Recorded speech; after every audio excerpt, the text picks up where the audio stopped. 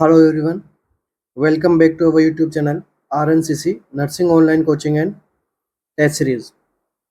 तो जैसा कि आप सभी को पता है, अभी हमारी क्लासेज जो चल रही है वो चल रही है IGPJ एग्जाम को लेके। इसके क्लासेज के अंदर हम क्या करते हैं, कुछ स्पेशल MCQs डिस्कस करते हैं जो एग्जाम के अंदर इम्पोर्टेंट रहते हैं, और MCQs वही हम यहाँ पे सेलेक्ट करते हैं जो प्रीवियस एग्जाम्स के अंदर पूछे जा चुके हैं। मीन्स कि जिन टॉपिक्स में से वो MCQ बने हैं, मीन्स वो टॉपिक भी एग्जाम के अकॉर्डिंग काफ़ी इंपॉर्टेंट होता है, तो हम उस टॉपिक को भी डिस्कस करेंगे। साथ ही साथ में अपन MCQ भी सॉल्व करते हुए चलेंगे। ये अपना पैटर्न रहता है अपनी क्लास का। तो जिन्होंने कुछ क्लास देखी होगी उन सबको पता होगा अपना क्या पैटर्न रहता है। और क्लास शुरू करने से पहले मैं आप सभी को बताना चाहूँगा, हमारी एक स्पेशल टेस्ट सीरीज रन करवाई जा रही है। करंटली SGPGI के लिए हमने रन करवाई थी, जिसके अंदर हमने टोटल 120 टेस्ट जो है वो हमारे RNCC के ऑफिशियल ऐप पे हमने स्टार्ट किए थे।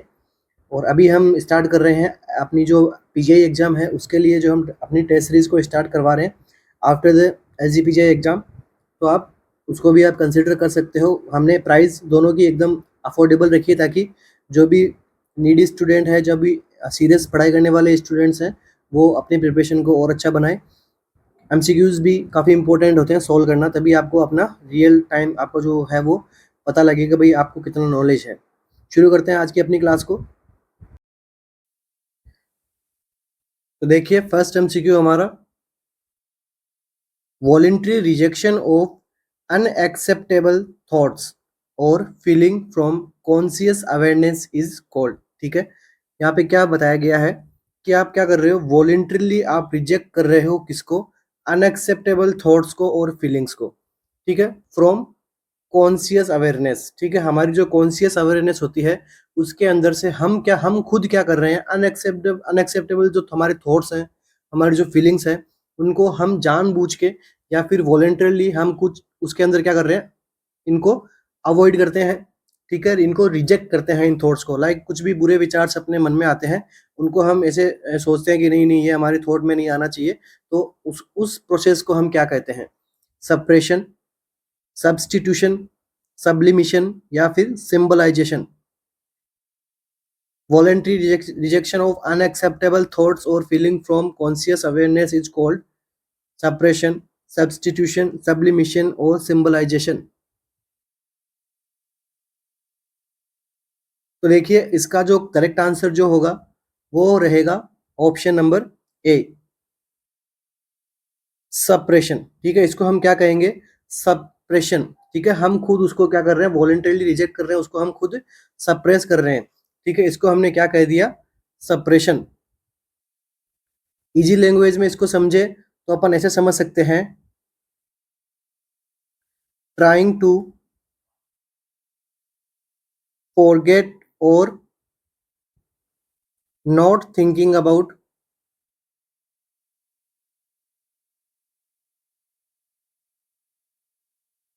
painful thoughts।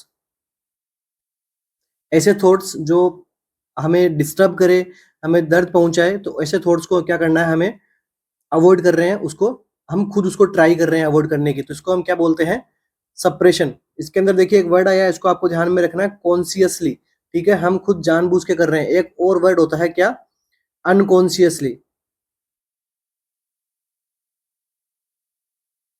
ठीक है, बाकी डेफिनेशन आपकी सेम रहेगी। ठीक है, बट इसके अंदर क्या हो रहा है, ठीक है, वॉलेंट्री नहीं आएगा यहाँ पे। क्वेश्चन कितना सा बनेगा, rejection of unacceptable thoughts and feeling from unconscious. ठीक है, तो इसकी यहाँ पे आंसर यहाँ पे अलग हो जाएगा, तो इसका आंसर क्या बनेगा, रिप्रेशन। ध्यान में रखना, दोनों ही MCQ पूछे हुए हैं, हो सकता है आपके आगे एग्जाम में पूछा जाए। ठीक है, ये वाला क्वेश्चन भी प्रीवियस एग्जाम्स के अंदर पूछा गया है। ठीक है, तो हम ऐसे क्वेश्चंस लेके नहीं आते हैं जो इंपॉर्टेंस नहीं रखे। जो सारे एग्जाम्स हमारी जो सेशन रहते हैं, सारे एग्जाम्स में पूछे गए MCQ रहते हैं। और देखिए दूसरा आपने ऑप्शन क्या देखने को मिलता है, सब्स्टिट्यूशन। सब्स्टिट्यूशन क्या होता है, सब्स्टिट्यूशन में क्या करते हैं, unconsciously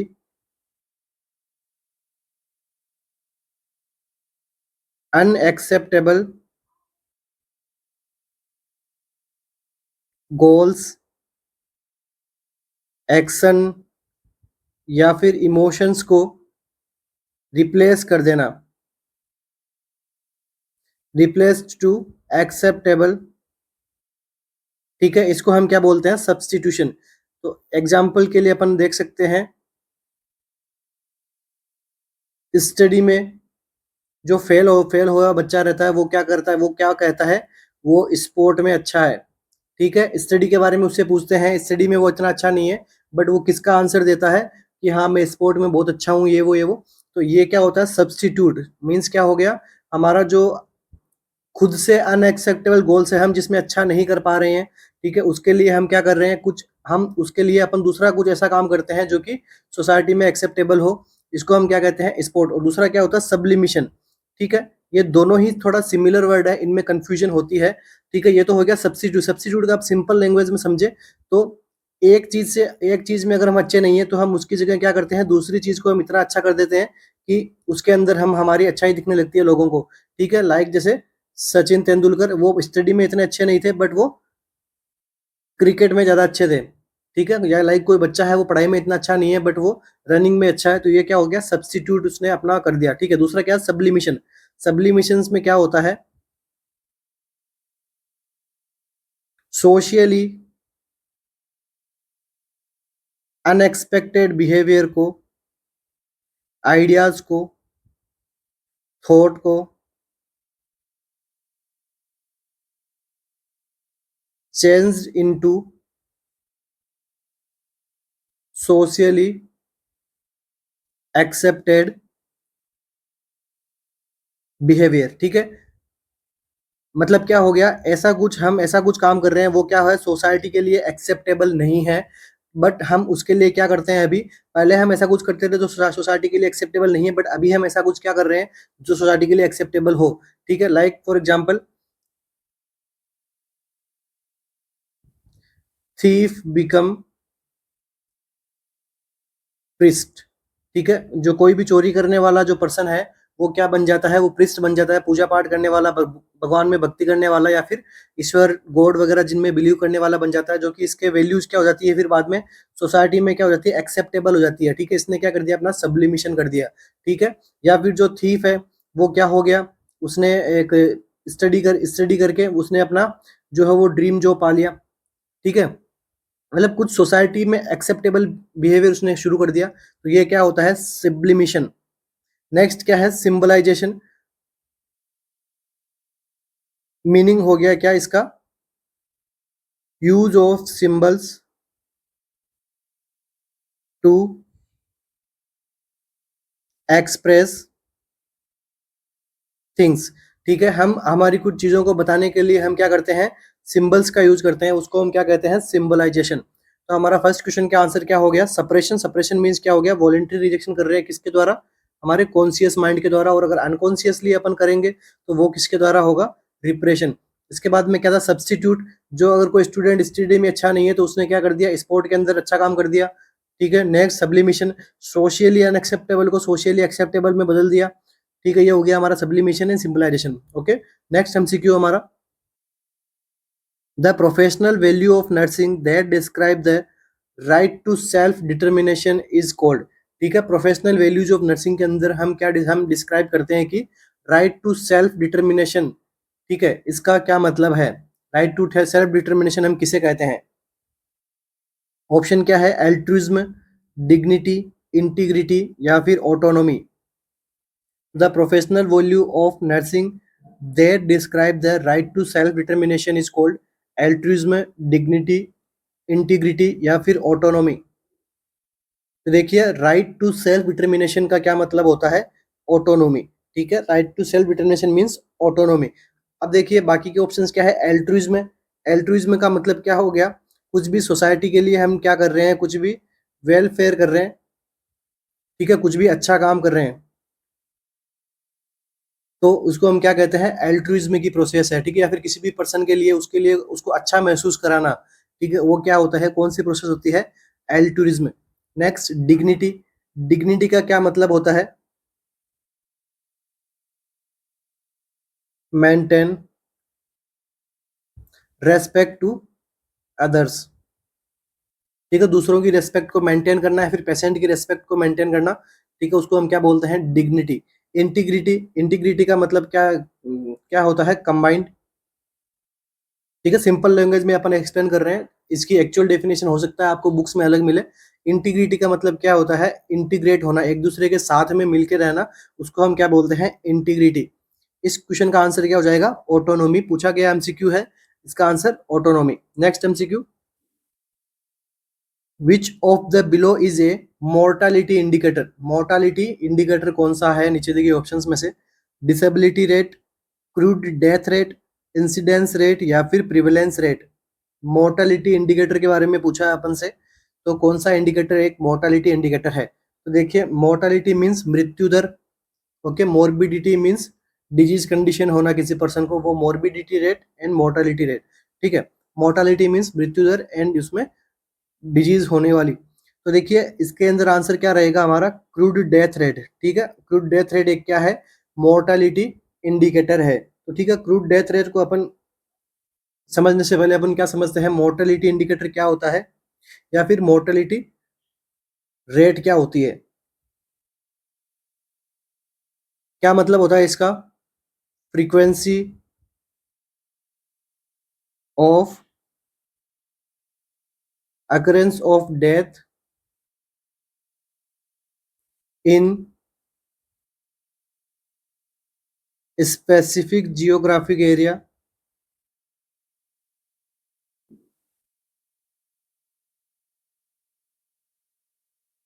during specific interval। During specific interval को हम क्या कहते हैं, मोर्टेलिटी रेट। मीन्स क्या हो गया, किस फ्रीक्वेंसी से वहां पे कोई एक स्पेसिफिक जियोग्राफिकल एरिया के अंदर, लाइक हमें क्या करना है, 6 मंथ के इंटरवल के अंदर, जैसे ये एरिया है, ठीक है, तो इसके लाइक जैसे राजस्थान, अपन एरिया समझ लेते हैं, राजस्थान के अंदर हमें क्या करना है, 6 मंथ के अंदर हमें मोर्टेलिटी रेट हमें देखनी है। ठीक है, तो मतलब क्या हो गया यहाँ पे, किस 6 मंथ के एरिया के अंदर, 6 मंथ के इंटरवल के अंदर कितने फ्रीक्वेंसी से यहाँ पे डेथ हो रही है किसी भी डिजीज कंडीशन के लिए, तो ये क्या हो गई यहाँ की मोर्टेलिटी रेट।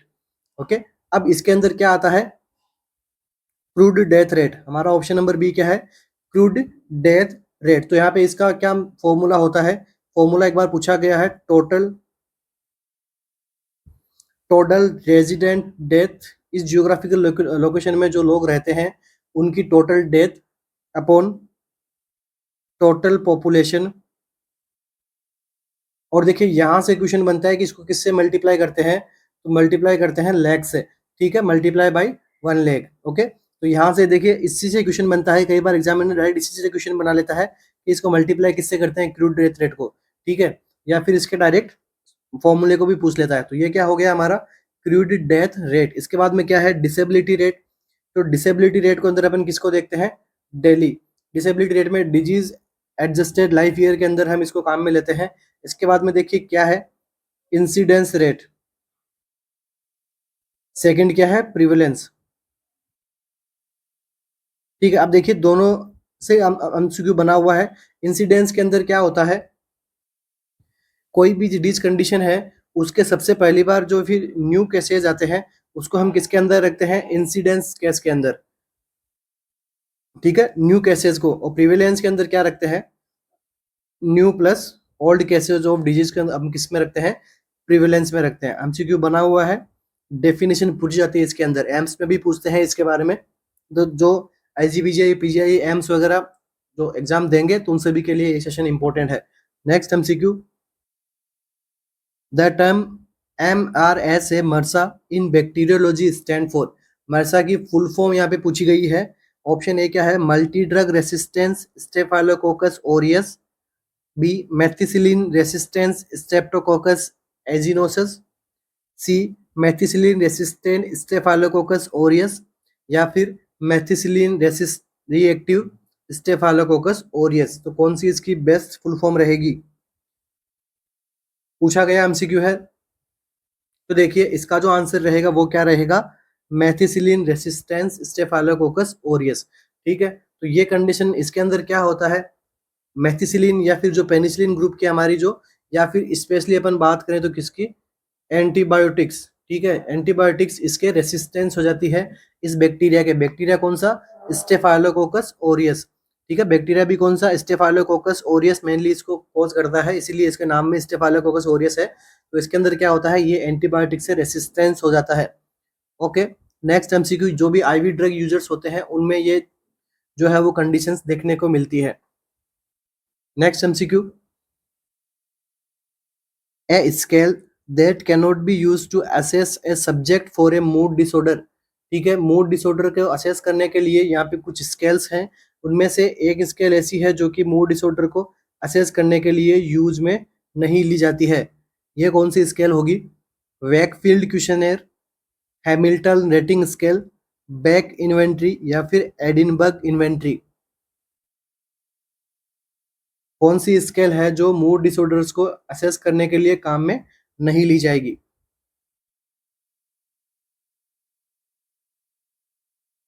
तो इस क्वेश्चन का जो आंसर रहेगा वो रहेगा हमारा ऑप्शन नंबर डी। ठीक है, एडिनबर्ग इन्वेंट्री जो है वो मूड डिसऑर्डर्स के लिए काम में नहीं ली जाती है। इसको हम किस में काम में लेते हैं, डोमिनेंसी ऑफ हैंड में को पता लगाने के लिए। डोमिनेंसी ऑफ हैंड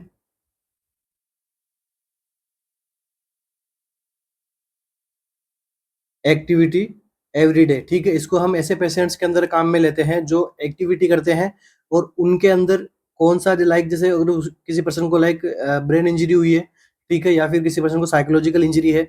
अब वो जो पर्सन डेली एक्टिविटीज करते हैं तो उनमें उनमें कौन से हैंड की, राइट हैंड की या फिर लेफ्ट हैंड की डोमिनेंसी रहती है वर्क करने में, तो वो पता किससे लगाया जाता है, एडिनबर्ग इन्वेंट्री से। ठीक है, इस इन्वेंट्री के अंदर हम कुछ टास्क वगैरह रखते हैं तो उसकी वजह से हमें पता लगता है। बाकी की जो तीनों कंडीशन है, तीनों जो क्वेश्चन है, स्केल और बैक इन्वेंट्री है, ये सब हम जो है वो मूड डिसऑर्डर्स के अंदर असेसमेंट सब्जेक्ट करने के लिए काम में ले सकते हैं। ठीक है, अच्छा क्वेश्चन है, हो सकता है आपको एग्जाम में देखने को मिले। ठीक है, अब देखिए वैकफील्ड में क्या होता है, इसके अंदर जैसे नाम में आपको बता रखा है कि क्वेश्चनर है, इसके अंदर कुछ क्वेश्चंस पूछे जाते हैं, किसको, मोस्टली किसको, डिप्रेशन वाले पेशेंट को। ठीक है, एग्जामिनर आपको और डीप पूछे कि वैकफील्ड क्वेश्चनर किसके लिए है, तो डिप्रेशन पेशेंट के लिए। ठीक है, मूड डिसऑर्डर्स के अंदर अपन क्या पढ़ते हैं, मैनिया एंड डिप्रेशन। तो मैनिया एंड डिप्रेशन के अंदर दोनों में काम आ रही है स्केल, तो बट स्पेशली किस में काम आएगी, वैकफील्ड में। वैकफील्ड किस में काम आएगी, डिप्रेशन वाले पेशेंट को क्वेश्चंस पूछते हैं जिससे पता लगता है कि वो पर्सन डिप्रेशन में है या नहीं है। दूसरा हैमिल्टन रेटिंग स्केल, तो हैमिल्टन रेटिंग स्केल तो मैनिया एंड डिप्रेशन वाले पेशेंट्स के अंदर काम में ली जाती है। ठीक है, और ये वाली स्केल जो है वो मोस्ट कॉमन यूज स्केल होती है। ठीक है, मोस्ट कॉमन यूज स्केल कौन सी, Hamilton depression rating scale.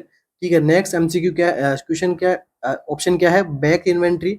Beck inventory किसके लिए करते हैं अपन, से भी सेम मूड डिसऑर्डर में, किसके लिए, डिप्रेशन के लिए, और समटाइम्स इसको एंजाइटी के लिए भी काम में लिया जाता है, बट मेनली किसके लिए, डिप्रेशन के लिए। Next MCQ, fine downy hairs normally found abundantly in premature babies. ठीक है, प्रीमेच्योर बेबीज के अंदर यहाँ पे क्या देखने को मिलता है, हेयर्स देखने को मिलते हैं, वो भी अबंडेंटली, काफी ज्यादा अमाउंट के अंदर। इसे हम क्या कहते हैं, कैपेट, नेवी, लेन्यूगो या फिर वर्निक्स। ठीक है, यहाँ पे क्या पूछा है, हेयर्स के बारे में पूछा है हमसे, तो देखिए हेयर्स को हम क्या कहते हैं, लेन्यूगो। ठीक है, न्यूबोर्न्स के अंदर जो हेयर्स रहते हैं उनको हम क्या बोलते हैं, लेन्यूगो। ठीक है, जो कि प्रीमेच्योर बेबी के अंदर ज्यादा रहते हैं। ओके, तो देखिए ये, इसको हमने क्या कहा, लेन्यूगो। तो हेयर्स किस प्रकार के होते हैं, ये हेयर्स होते हैं अनपिगमेंटेड।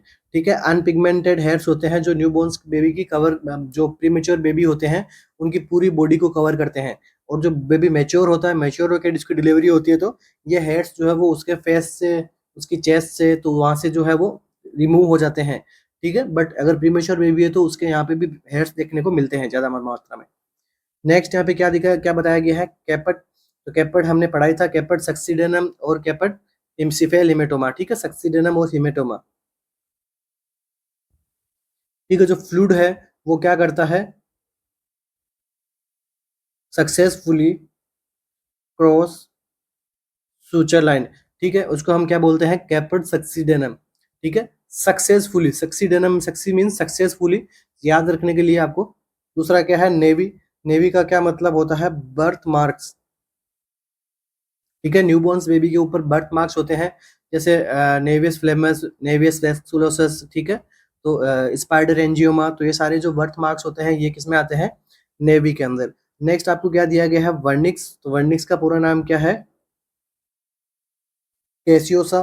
कैसियोसा का क्या मतलब हो गया कि यहाँ पे जो न्यूबॉर्न की जो स्किन है उसके ऊपर क्या रहता है, व्हाइटिश चीजी सब्सटेंस लगा हुआ रहता है, इसको हम क्या कहते हैं, वर्निक्स कैसियोसा। इस क्वेश्चन का आंसर क्या हो जाएगा, लेनुगो, ठीक है, जो कि 28 वीक पर हाई रहते हैं, ठीक है, 28 वीक पर सबसे ज्यादा पाए जाते हैं बेबी के अंदर। Okay, next MCQ, lactational amenorrhoea act as contraceptive method by, ठीक है, lactational amenorrhoea act as a contraceptive method by, जब मदर जो है वो लैक्टेशन पीरियड में रहती है, लाइक कितने टाइम तक, 6 वीक टू 6 मंथ तक जो है वो एक्सक्लूसिव ब्रेस्ट फीडिंग करवाने के लिए हम कहते हैं। तो इस जो एक्सक्लूसिव ब्रेस्ट फीडिंग करवाती है, तो इस टाइम पे लैक्टेशनल पीरियड में मदर क्या रहती है, एमनोरिया रहती है, उसको मेंस्ट्रुअल साइकिल नहीं आते हैं। तो ये एक प्रकार से क्या है, अगर मेंस्ट्रुअल साइकिल नहीं आएगा तो क्या होगा, यहाँ पे ओवुलेशन नहीं होगा, ठीक है, एमनोरिया से मतलब आ गया अपना। तो देखिए कॉन्ट्रासेप्टिव मेथड है, तो ये किस प्रकार का मेथड है, ऑप्शन क्या है, समझ गए होंगे आप क्वेश्चन के आंसर को भी। Preventive sperm entry, sperm entry को प्रिवेंट करता है ये, या फिर स्पर्मिसाइडल एक्शन होता है इसका यूट्रस में, या फिर प्रिवेंटिंग इम्प्लांटेशन के बाद जो मदर ब्रेस्ट फीडिंग करवाती है उसके अंदर इम्प्लांटेशन से प्रिवेंट करती है वो breast feeding. Next option D, prevent ovulation. तो ठीक है, यहाँ पे क्या है, amenorrhoea, amenorrhoea means no menstrual cycle, या फिर करंटली उसकी मेंस्ट्रुअल साइकिल नहीं आती है, तो इसको हम क्या कहते हैं, जब मेंस्ट्रुअल साइकिल नहीं आती तो क्या, ओवुलेशन भी नहीं होगा। तो ऑप्शन कौन सा करेक्ट हो जाएगा, प्रिवेंट ओवुलेशन। तो lactational amenorrhoea act as a contraceptive method by prevent ovulation, ठीक है।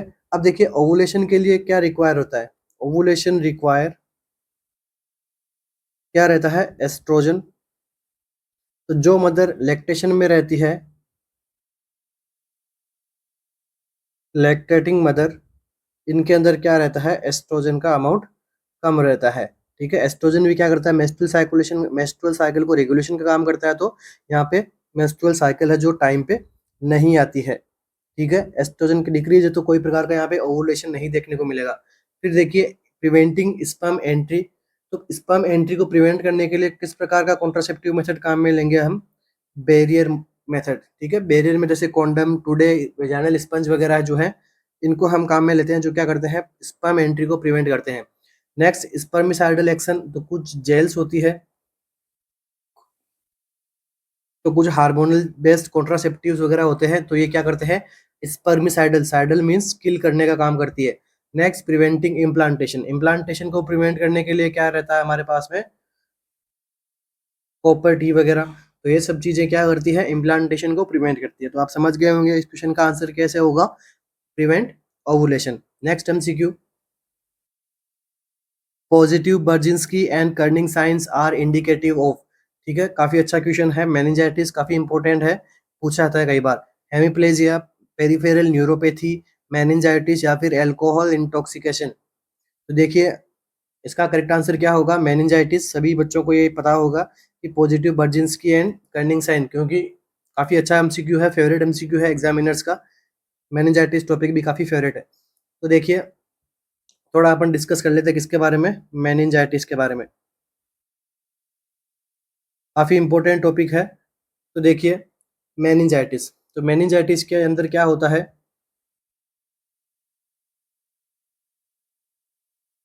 इन्फ्लामेशन ऑफ मेनिंजीज, ठीक है, मेनिंजीज के इन्फ्लामेशन को हम क्या कहते हैं, मेनिंजाइटिस। तो मेनिंजीज क्या करती है, सबसे पहला MCQ, protect brain and spinal cord. Meninges का क्या काम है, प्रोटेक्शन करना किसका, ब्रेन एंड स्पाइनल कॉर्ड का। नेक्स्ट एमसीक्यू क्या बनता है इससे, केवल हम एमसीक्यू देखते हुए बात करेंगे, कंप्लीट हम डिस्कशन यहाँ पे नहीं करेंगे क्योंकि हमारे और भी क्वेश्चन है यहाँ पे, ठीक है। तो अब देखिए सबसे पहला क्वेश्चन क्या बनता है,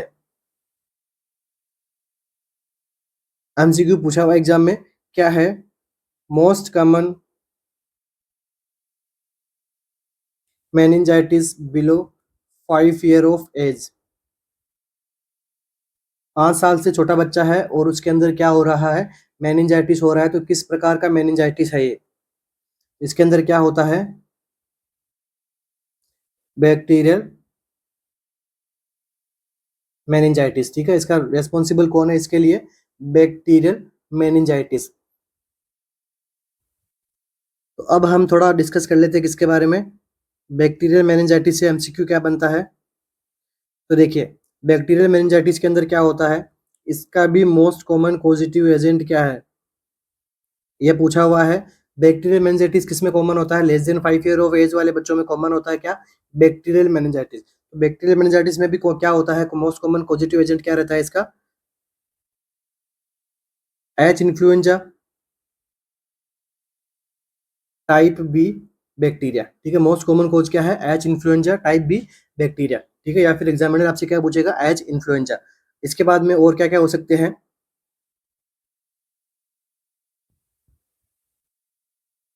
नाइसीरिया गोनोरिया भी यहाँ पे जो है वो मेनिंजाइटिस को कोज करता है।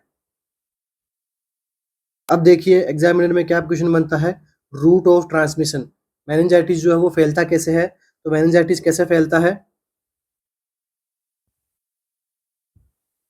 ड्रॉपलेट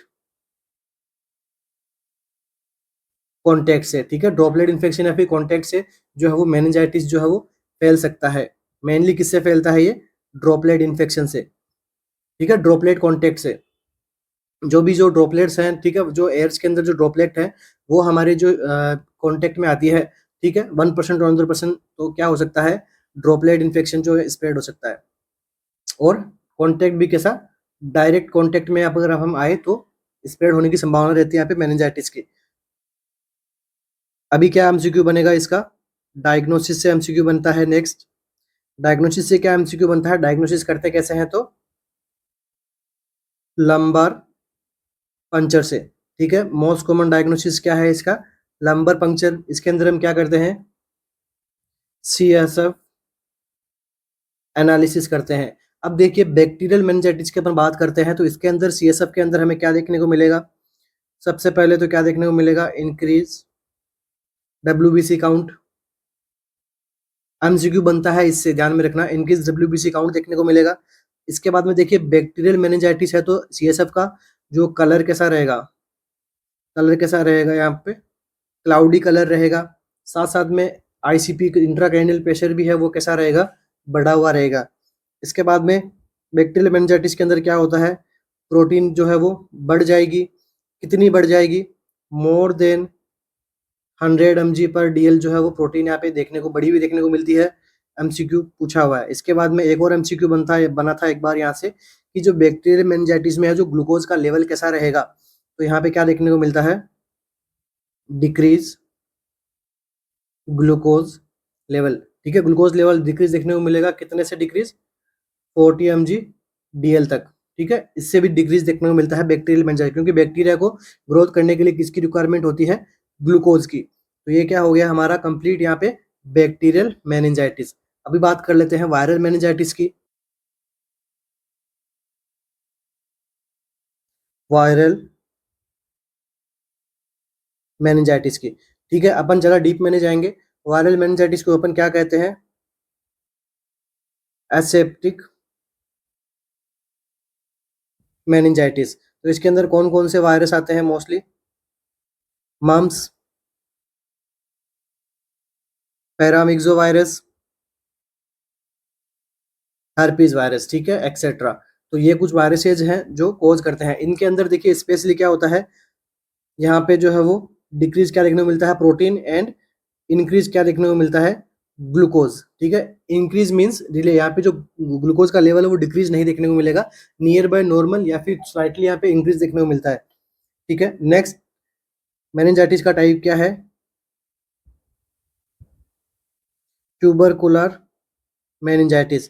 ठीक है, नेक्स्ट टाइप कौन सा आता है, ट्यूबरकुलर मेनिंजाइटिस। तो इसके लिए पॉजिटिव एजेंट क्या रहता है, माइक्रोबैक्टीरियम ट्यूबरकुलोसिस। ठीक है, तो इसका जो मोस्ट कॉमन कॉम्प्लिकेशन के बारे में एमसीक्यू बनता है, क्या बनेगा कि mycobacterium tuberculosis most common complication क्या है, हाइड्रोसिफेलस। ठीक है, हाइड्रोसिफिलिस कॉज कर देगा। यहाँ पे जो है वो फ्लूइड की जो अमाउंट है वो बढ़ा देगा ब्रेन में। इसके बाद में देखिए एमसीक्यू क्या बनता है इसके, साइन एंड सिम्टम से एमसीक्यू बनता है। ठीक है, किसका, मेनिंजाइटिस के साइन एंड सिम्टम। तो सबसे पहला साइन क्या आएगा, अगर मेनिंजाइटिस हो रहा है तो क्या होगा, नक्कल रिजिडिटी देखने को मिलेगा। मतलब क्या होता है इसके अंदर, हाइपर एक्सटेंशन ऑफ नेक। ठीक है, इसको पोजीशन को हम क्या कहते हैं, ओपिस्थोटोनस पोजीशन। एमसीक्यू पूछा हुआ है, ध्यान में रखना। साथ साथ में आप प्लीज आप नोट्स बनाते जाइएगा ताकि आपके रिवीजन में काम आए। ठीक है, बार बार में आपको सेशन नहीं देखने का पड़ेगा, एक बार नोट्स बन जाएंगे, 5 मिनट के अंदर आप कंप्लीट रिवीजन कर लोगे। नेक्स्ट यहाँ पे क्या साइन देखने को मिलता है, हाई पिच्ड क्राई देखने को मिलेगी बच्चे के अंदर, फीवर देखने को मिलता है, एनोरेक्सिया देखने को मिलता है, बल्जिंग फोंटानेल देखने को मिलता है। ये सारे सिम्टम किस में आएंगे, बल्जिंग फोंटानेल जैसे सिम्टम किस में आएंगे, बच्चे में। नकल रिजिडिटी वगैरह, ओपिस्थोटोनस पोजीशन वगैरह किस में देखने को मिलती है, एडल्ट में या बच्चे में भी देखने को मिल सकती है। ठीक है, इसके बाद में और देखिए जो मेनिंगोकोकल मेनिंजाइटिस है उसकी कॉम्प्लिकेशन के उसके अंदर हमें क्या क्या सिम्टम देखने को मिलता है, वॉमिटिंग देखने को मिलता है, पेटेकिया देखने को मिलता है, और मोस्ट इंपॉर्टेंट क्या देखने को मिलता है, पेरिफेरल वास्कुलर कोलैप्स। ठीक है, यहाँ पे क्या हो जाएगा पेशेंट को, अगर ट्रीट नहीं होगा टाइम पे मेनिंजाइटिस तो पेशेंट में क्या देखने को मिलता है, पेरिफेरल वास्कुलर कोलैप्स। तो इसको ही हम क्या बोलते हैं, वाटर हाउस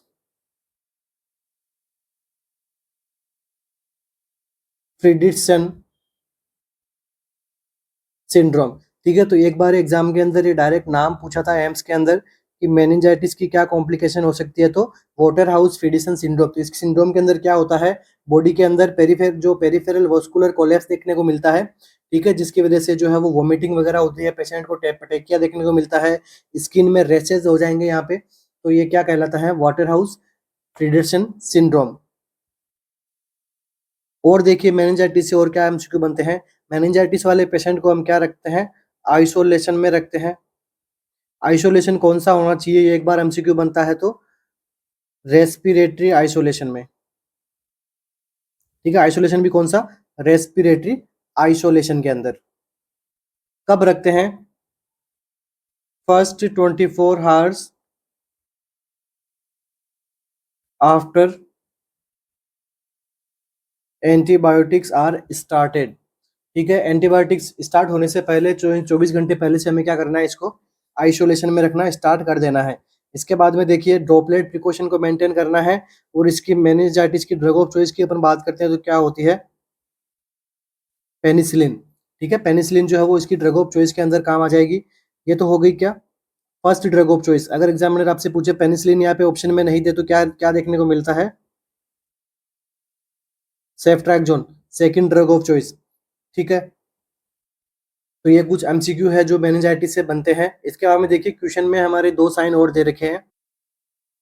क्वेश्चन में क्या दे रखा है, एक positive Brudzinski sign and Kernig sign. ये दोनों साइन किसमें दे रखे हैं, इसके अंदर मेनिंजाइटिस के अंदर। तो देखिए पॉजिटिव कर्निंग साइन क्या होता है, देखिए कर्निंग साइन के अंदर क्या होता है,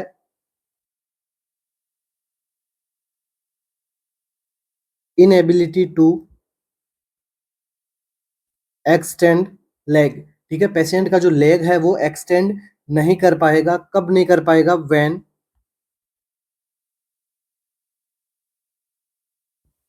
थाई इज फ्लेक्स्ड। ठीक है, ये हमारा पेशेंट सुपाइन पोजीशन में है, अभी हमने क्या कर दिया, इसकी थाई को फ्लेक्स किया।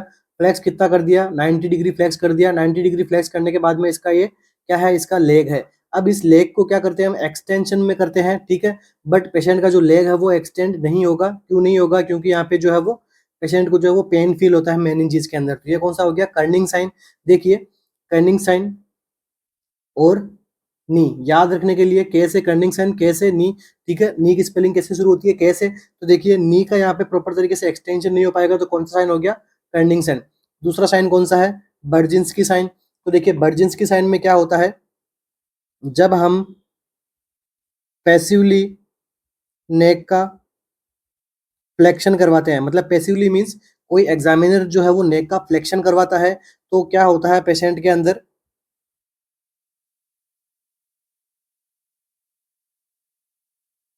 फ्लेक्शन ऑफ लोअर एक्सट्रीमिटीज, ठीक है। ये हमारा पर्सन है, सुपाइन पोजिशनिंग के अंदर सो रहा है, इसका यहाँ पे हेड है, तो एग्जामिनर ने क्या किया, इस हेड का यहाँ पे पैसिवली फ्लेक्शन करवाया। इस फ्लेक्शन के साथ में क्या हो गया, उसके जो लेग्स हो गए वो भी यहाँ पे स्लाइटली फ्लेक्शन की कंडीशन में आ जाएंगे, और जो है वो उसके अंदर नेक पेन बैक पेन देखने को मिलता है। तो ये दोनों साइन पॉजिटिव होते हैं किसके अंदर? मेनिंजाइटिस वाली कंडीशन के अंदर। तो आई होप आपको मेनिंजाइटिस कंप्लीटली एक्सप्लेन हो गया होगा। और भी कुछ डाउट्स हो आपके मेनिंजाइटिस के लिए तो आप कमेंट बॉक्स में कमेंट कर सकते हैं।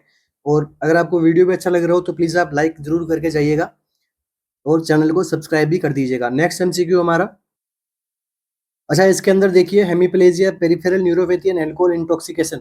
अल्कोहल इंटॉक्सिकेशन क्या होता है? अल्कोहल के लेने के बाद में, अल्कोहल का इंटॉक्सिकेशन मीन्स उसके बाद में अल्कोहल इंजेक्शन करने के बाद में अगर पेशेंट के अंदर सिम्टम्स आ रहे हैं तो वो उसको हम क्या कहते हैं? Alcohol intoxication. लाइक जैसे उसके बिहेवियर के अंदर एबनॉर्मलिटी आती है, और एब्यूजिव बिहेवियर होता है, ठीक है, गाली ग्लोज करता है वो पेशेंट, दूसरे पर्सन के साथ में लड़ाई झगड़ा करता है, तो उसको हम क्या कहते हैं? Alcohol intoxication.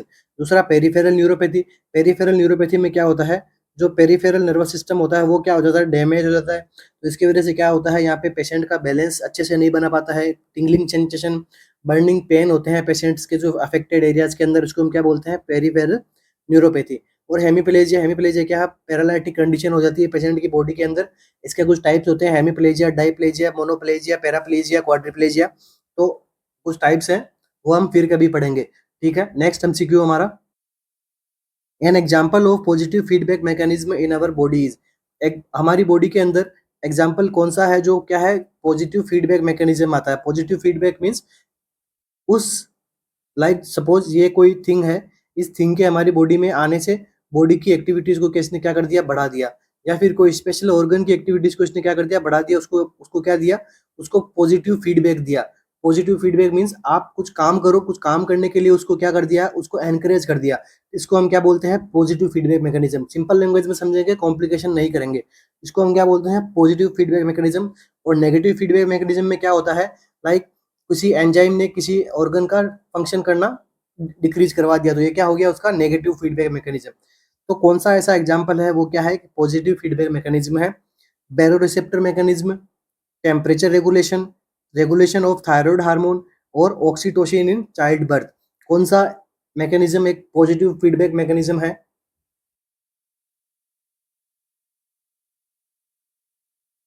इसका करेक्ट आंसर जो रहेगा वो रहेगा ऑप्शन नंबर डी, ठीक है। इसको हम क्या कहेंगे? पॉजिटिव फीडबैक मैकेनिज्म के अंदर लेंगे, क्योंकि ऑक्सीटोसिन क्या करवाता है? सबसे पहले तो ये क्या है, हमारा यूट्रस है, तो यूट्रस के जो लोअर पार्ट के अंदर जो बेबी के जो हेड से वहाँ पे क्या होता है? प्रेशर अराइज होता है।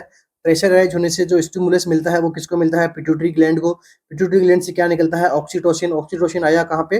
वापस यूट्रस पे। और इसने क्या कहा कि भाई आप यूट्रस जी, आप क्या हो जाओ? कॉन्ट्रैक्शन लाओ, ताकि इस जो बच्चे को है, इस बेबी की जो क्या करवा दो? डिलीवरी करवा दो, ठीक है। तो ये क्या हो गया? हमारा एक पॉजिटिव फीडबैक मैकेनिज्म हो गया, ठीक है। तो इसलिए हमारा आंसर क्या करेक्ट हो गया?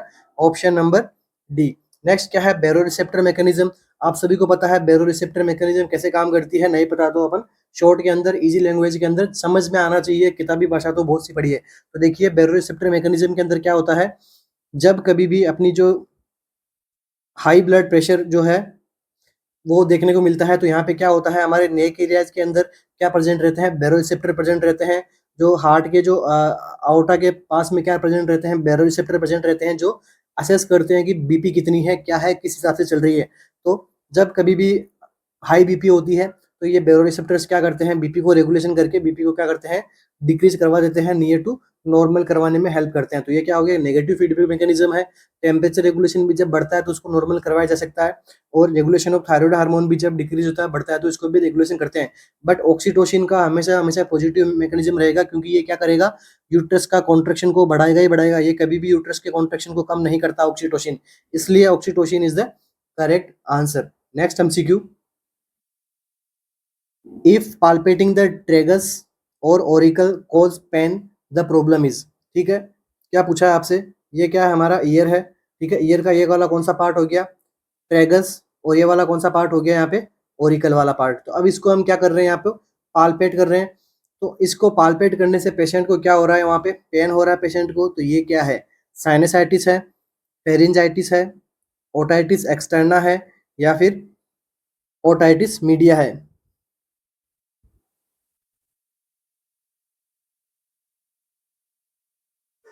ये क्या है,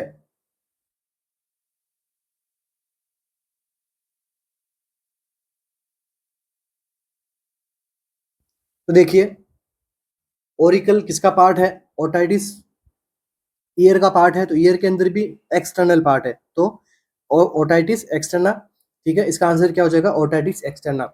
और अगर यहाँ पे ओरिकल नहीं देखे, आपको यहाँ पे क्या देते, मिडल ईयर या फिर टिम्पेनिक मेम्ब्रेन के अंदर पेन देखने को मिलता है, तो वो क्या होता, ओटाइटिस मीडिया। नेक्स्ट ऑप्शन में क्या दिया गया, साइनसाइटिस, साइनस के अंदर इन्फेक्शन इन्फ्लामेशन, फेरिंजाइटिस, जो फेरिंजाइटिस जो फेरिंग्स के अंदर, नेजोफेरिंग्स, ओरोफेरिंग्स, लेरिंगोफेरिंग्स के अंदर इन्फेक्शन इन्फ्लामेशन होना। इसके अंदर एग्जाम में क्वेश्चन बना था एक बार कि जो कौन सा वायरस है वो इसको कोज करवाता है, तो राइनो वायरस, फेरिंजाइटिस कोज करवाता है राइनो वायरस, ऑप्शन में राइनो वायरस था वहाँ पे, तो उसको करेक्ट माना था, ठीक है। Next otitis media, otitis media किसका है, मिडल ईयर इन्फेक्शन, तो इसके अंदर क्या पॉजिटिव एजेंट आता है, एच इन्फ्लुएंजा, या फिर streptococcus pneumoniae. Next MCQ, the test used for diagnosis of trichomoniasis, trichomoniasis test को ट्राइकोमोनियासिस को डायग्नोस करने के लिए कौन सा टेस्ट काम में लिया जाता है। Option A, wet mount of vaginal fluid, wet mount test करना है वेजाइनल फ्लूइड का। ओवा एंड पैरासाइट फीकल स्मेयर से अपन क्या करना है, ओवा के पैरासाइट को आपको लेना है। स्पेसिफिक सीरोलॉजिकल टेस्ट होगा कोई, या फिर एलाइजा टेस्ट फॉर सीरम। तो आप सभी को पता है एलाइजा टेस्ट तो किसके लिए करवाते हैं अपन, एचआईवी के लिए। एचआईवी में भी क्या देखते हैं इसके अंदर, एचआईवी की एंटीबॉडीज, ठीक है। ये कौन सा हो गया, एलाइजा, तो ये तो अनकरेक्ट हो गया। स्पेसिफिक सीरोलॉजिकल टेस्ट भी इसके अंदर नहीं करवाते हैं। ओवा and parasite faecal matter, faecal smear के अंदर हम नहीं देखते हैं, क्योंकि ट्राइकोमोनियासिस क्या है, एक प्रकार का वेजाइनल इन्फेक्शन है, इसलिए फीकल मैटर में देख के क्या करेंगे, ठीक है। ऑप्शन कौन सा करेक्ट होगा हमारा, wait mount of vaginal fluid को हम क्या करेंगे, असेस करेंगे, ठीक है। तो देखिए ट्राइकोमोनियासिस के बारे में पढ़ लेते हैं, इसका पॉजिटिव एजेंट क्या है,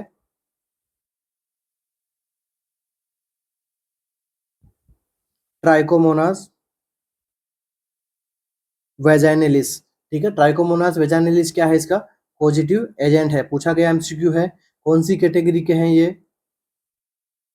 प्रोटोजोअल है, ठीक है। ये क्या करवा देता है मदर के अंदर, premature rapture of membrane, second postpartum endometritis, ठीक है। ये दो को करवा देता है, बाकी के साइन सिम्टम तो जो कॉमन है वो तो है ही, बाकी स्पेशली ये प्रीमेच्योर रैप्चर ऑफ मेम्ब्रेन करवा सकता है ट्राइकोमोनियालिस, और साथ साथ में पोस्टपार्टम एंडोमेट्राइटिस भी करवा देता है। इसके बाद में एमसीक्यू क्या बनता है इसके, फ्लूइड कलर से,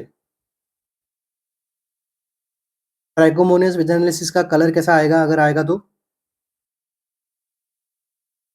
येलो ग्रीनिश, ठीक है। येलो ग्रीनिश कलर का यहाँ पे फ्लूइड का एक्सक्रेशन देखने को मिलता है। साथ साथ में और क्या साइन सिम्टम रहेंगे इसके, पेनफुल इंटरकोर्स, साथ साथ में पेनफुल मिक्चुरेशन, ठीक है। यहाँ पे जो इंटरकोर्स करेंगे, सेक्सुअल इंटरकोर्स करेंगे, तब पेन ज्यादा होगा वहाँ पे, और मिक्चुरेशन करेंगे, वॉइडिंग करेंगे, यूरिन पास आउट करेगा, तो भी वहाँ पे फीमेल के अंदर क्या देखने को मिलता है, पेन देखने को मिलता है। साथ साथ में और क्या रहेगा, फॉल स्मेल ऑफ वेजाइना की स्मेल भी कैसी रहेगी, फॉल रहेगी, गंदी रहेगी। ठीक है, अब इस देखिए यहाँ पे wait mount of vaginal fluid, यहाँ पे थोड़ा कंफ्यूजन होगा स्टूडेंट्स को। तो देखिए wait mount of vaginal fluid है क्या, ठीक है, तो इसके अंदर क्या करते हैं, fluid taken from vagina, vagina से क्या कर दिया, फ्लूइड को ले लिया। अब इस फ्लूइड के अंदर क्या मिक्स कर दिया, साल्ट को। ठीक है, फ्लूइड को साल्ट में मिक्स कर दिया। ठीक है, अब क्या किया, वेट माउंट माइक्रोस्कोप से इसको क्या किया, असेस किया। ठीक है, तो वेट माउंट क्या है, एक माइक्रोस्कोप है, इसलिए इस वेजाइनल फ्लूइड को माइक्रोस्कोपी करेंगे तो उसके अंदर हमें क्या देखने को मिलेगा, ट्राइकोमोनियासिस। ठीक है, एमसीक्यू पूछा हुआ है, आ जाए एग्जाम के अंदर। तो बाकी के ऑप्शंस में देखिए, और एक ये तो हो गया हमारा क्या, ट्राइकोमोनियासिस। इसके बाद में एक कंडीशन और होती है, गोनोरिया। गोनोरिया से भी एमसीक्यू बनता है, इसके कलर से एमसीक्यू बनता है। तो कलर में अपन, गोनोरिया का कलर कैसा आएगा, व्हाइटिश डिस्चार्ज। ठीक है, पॉजिटिव एजेंट क्या है इसका, नाइसीरिया गोनोरिया, इसका क्या है, पॉजिटिव एजेंट है। अगर प्रेग्नेंट लेडी को गोनोरिया है और उसके बच्चे में उसने बेबी बर्थ किया तो बेबी को क्या हो सकता है, ऑप्थेल्मिया नियोनेट्रम। ठीक है, मतलब क्या हो गया, ब्लाइंडनेस की कंडीशन हो सकती है बेबी के अंदर। तो अब देखिए इसकी ड्रग ऑफ चॉइस क्या है,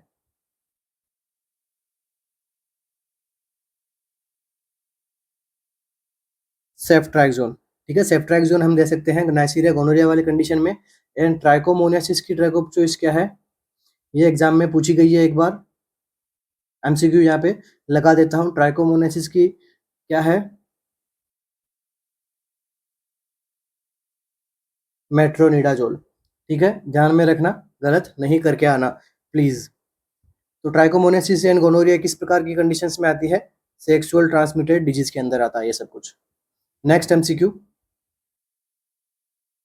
the test that most specific for myocardial damage. अगर एमआई का अटैक आता है और वहाँ पे क्या होता है, मायोकार्डियल का वहाँ पे डैमेज देखने को मिलता है, और इस डैमेज का पता लगाने के लिए मोस्ट स्पेसिफिक टेस्ट कौन सा है, मायोग्लोबिन, ट्रोपोनिन आई, सीकेएमबी या फिर क्रिएटिनिन काइनेज।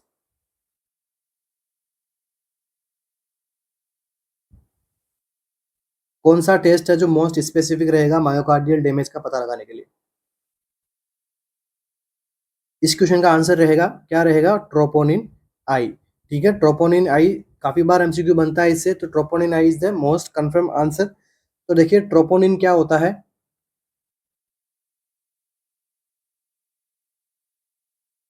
ट्रोपोनिन क्या है, एक प्रकार का प्रोटीन है जो कि फाउंड इन मायोकार्डियम में देखने को मिलता है। ठीक है, अब ये क्या करता है, रेगुलेट मायोकार्डियम कॉन्ट्रैक्शन। ये क्या करता है, मायोकार्डियम के कॉन्ट्रैक्शन को रेगुलेट करता है।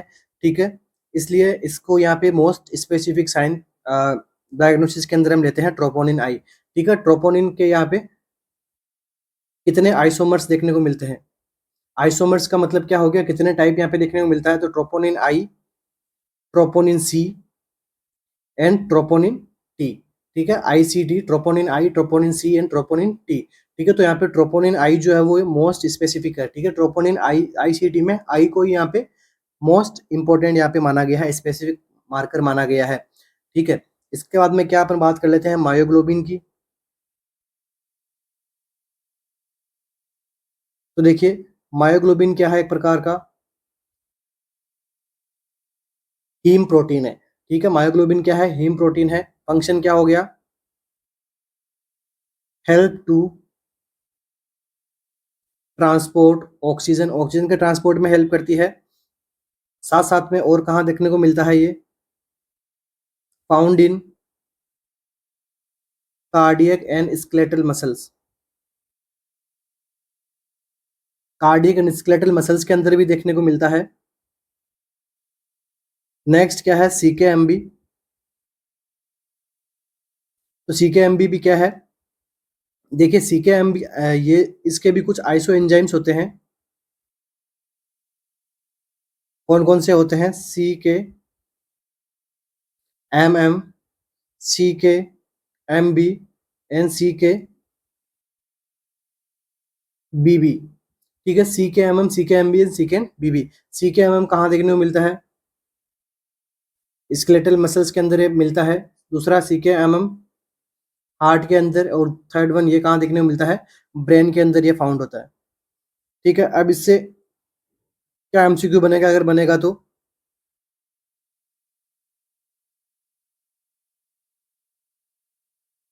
फ्यू हार्स टू 24 हार्स के अंदर इसका लेवल इंक्रीज होता है। जब कभी भी मायोकार्डियल डैमेज होता है तो CKMB का जो लेवल है वो फ्यू हार्स टू 24 हार्स में ये क्या हो जाता है? इसका लेवल पीक हो जाता है। बट जब MI के केस आते हैं तो इसके अंदर अर्ली डायग्नोसिस होना जरूरी है, क्योंकि यहाँ पे तो फ्यू हार्स के अंदर तो इतना ज़्यादा रिलायबल नहीं है कि ये इसका लेवल देखने को मिले। बट अगर MI आया होगा तो श्योर उसके पेशेंट के अंदर CKMB का लेवल बढ़ा हुआ देखने को मिलेगा। बट ये 24 आवर्स के अंदर पीक आता है, इसलिए इसको इतना रिलायबल नहीं माना है। रिलायबल किसको माना है? ट्रोपोनिन आई। और क्रिएटिनिन काइनेज है, ये भी कहाँ पे देखने को मिलता है? हार्ट एंड स्केलेटल मसल्स के अंदर क्रिएटिनिन काइनेज भी देखने को मिलता है। ठीक है, creatinine kinase MB, creatinine kinase BB, creatinine kinase MB, ये सारे इसी के वो एग्जांपल है। Next MCQ, which of the following is not a component of HELLP syndrome? HELLP syndrome का कौन सा कंपोनेंट ऑप्शन में नहीं है? Haemolysis, low platelet count, elevated liver enzyme, या फिर ब्लीडिंग पर वेजाइनम। वजाइना से ब्लीडिंग, या फिर elevated liver count, liver liver enzyme count, या फिर लो प्लेटलेट यहाँ पे, और हीमोलाइसिस। तो कौन सा नहीं है? वो नहीं है क्या? ऑप्शन डी, ब्लीडिंग पर वेजाइनम। ठीक है, अब देखिए हेल्प सिंड्रोम क्या है। हेल्प सिंड्रोम क्या है? कॉम्प्लिकेशन है ऑफ एक्लेम्सिया। ठीक है, जब कभी भी प्री एक्लेम्सिया, एक्लेम्सिया होता है। ठीक है, एक्लेम्सिया, प्री एक्लेम्सिया, इनकी कॉम्प्लिकेशंस में क्या आता है? HELLP syndrome. इसकी फुल फॉर्म पूछी जाती है एग्जाम के अंदर, तो क्या हो गया? Haemolysis, elevated liver enzyme and low platelet count. इसको डेफिनेशन कई बार, इसका फुल फॉर्म कई बार एग्जाम में पूछ जाती है, तो आप नोट डाउन कर लेना, ध्यान में रखना। तो देखिए सबसे पहले यहाँ पे क्या हो रहा है? हीमोलाइसिस होता है। हीमोलाइसिस में क्या होता है? आरबीसी का डिस्ट्रक्शन होता है। आरबीसी का डिस्ट्रक्शन के साथ साथ में क्या देखने को मिलता है? लो प्लेटलेट काउंट भी देखने को मिला। अब जब लो प्लेटलेट काउंट कितने से कम? 1,50,000 से कम देखने को मिलता है, तो क्या देखने को मिलता है? ब्लीडिंग देखने को मिलती है। ठीक है, प्लेटलेट काउंट कम रहेगा तो ऑब्वियसली ब्लीडिंग होगी। इंटरनल वेजाइनल ब्लीडिंग नहीं होती है, इंटरनल ब्लीडिंग हो सकती है। नेक्स्ट यहाँ पे क्या देखने को मिलता है? Elevated liver enzyme. तो इसके अंदर क्या होता है? लीवर के अंदर क्या हो जाना? इन्फ्लामेशन हो जाता है इस कंडीशन के अंदर, हेल्प सिंड्रोम के अंदर। तो हेल्प, जब लीवर के अंदर इन्फ्लामेशन हो जाएगा तो क्या देखने को मिलेगा? हाई लीवर एंजाइम देखने को मिलते हैं। लीवर के एंजाइम्स के सिक्रेशन यहाँ पे कैसे जरा बड़ा हुआ देखने को मिलता है, तो जो ब्लड के अंदर लीवर एंजाइम्स भी जो है वो बड़े हुए देखने को मिलेंगे। तो इसलिए haemolysis, low platelet count, elevated liver enzyme in HELLP syndrome. इसके अंदर होता है एक्लेम्सिया, प्री एक्लेम्सिया के कॉम्प्लिकेशंस के अंदर होता है, या फिर अपन बात कर ले तो कॉम्प्लिकेशन ऑफ प्रेगनेंसी। ठीक है, it is the complication of pregnancy. Next MCQ, wheel performing suctioning on a patient you should. जब हम कभी पेशेंट को हम क्या करते हैं? सक्शन करवाते हैं, तो हमें क्या करना चाहिए? Apply suction continuously wheel inserting catheter. Catheter को जब हम इंसर्ट करते हैं तो हम सक्शन को अप्लाई करना है। Apply suction intermittently as the catheter is inserted.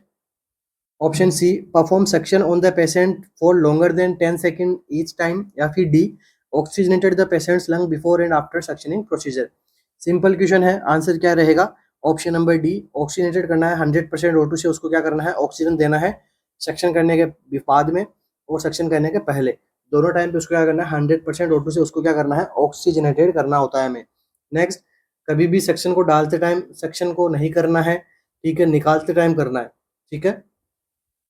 Out time में सेक्शन करते हुए निकालना है, कौन कैसे मैनर में, रोटेटिंग मैनर के अंदर, ओके।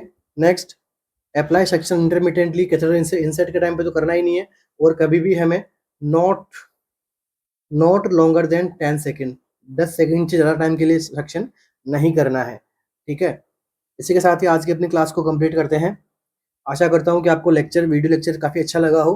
कुछ इंपॉर्टेंट एमसीक्यू हमने सोल्व किए हैं, कुछ इंपॉर्टेंट टॉपिक्स भी हमने पढ़ लिए हैं, ठीक है। इन टॉपिक्स को अगर अलग-अलग हम पढ़ने लगे तो काफ़ी लंबा अपना वीडियो बनता है, तो शॉर्ट के अंदर या और जो इंपॉर्टेंट एमसीक्यू बनते हैं टॉपिक्स में से, वो हमने एक्सप्लेन करने की कोशिश की है। और क्लास से रिगार्डिंग आपको कुछ डाउट्स वगैरह हो तो आप कमेंट बॉक्स में कमेंट कर सकते हैं, वहाँ पे हम आपके डाउट क्लियर करने की कोशिश करेंगे। और साथ ही साथ में हमारी टेस्ट सीरीज भी रन करवाई जा रही है, जिसके अंदर इसी से भी काफ़ी अच्छे लेवल के एमसीक्यू वहाँ पे देखने को मिलेंगे, ओके, जो काफ़ी आपके हेल्पफुल भी रहेगा। आरएमएल के अंदर हमने चलाई थी, एसजीपीजीआई फर्स्ट एग्जाम के अंदर चलाई थी, ठीक है। तो काफ़ी ज़्यादा बेनिफिट रही स्टूडेंट्स के। तो wish you all the best, thank you so much बने रहने के लिए। मिलते हैं अपनी नेक्स्ट क्लास में, thank you so much, and please do like and subscribe to our YouTube channel.